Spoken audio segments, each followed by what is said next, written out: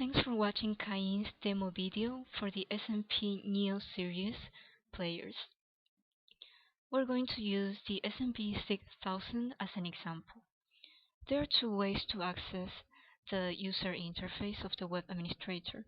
One is the software of CAYIN's device seeker, and by clicking Seek we can find all the players and servers of CAYIN in the same local network or LAN.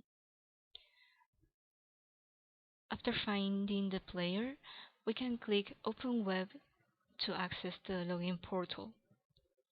Another way is by entering the IP address, and this will enable you to find devices across network or over the internet, as long as they have public IP.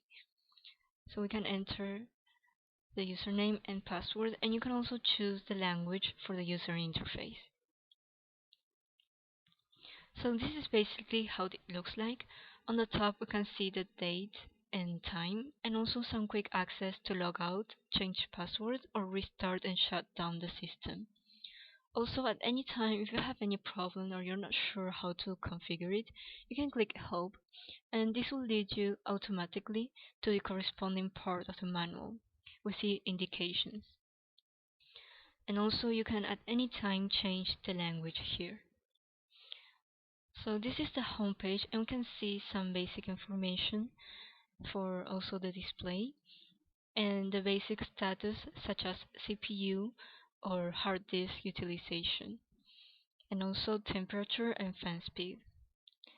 You can see in the diagram the internet structure and also the patch that has been used. If there is any new patch, it will be showed here. For example, it will show 1 if there is a new patch available. When you see that, you can go to online resources and download from the server of CAYIN. You can see here there are some tabs. There are some one-time configurations such as system and network, and if linking to a server, here you can configure the CMS, and also you can do the media asset management in the library. In the part of playback, you can configure the content played by default, and also you can create schedules to play specific content at specific times. At last, in the log, there is the registry information. The first thing you want to do after you log in is to configure the internet network. Depending on the module that you're using, you can enter the parameters. Also, you'll need to configure the system, such as display, by first plugging the screen to the player and also choosing the playing mode that you would like. And also you can configure the resolution here. You can also define your own resolution if there is a special one.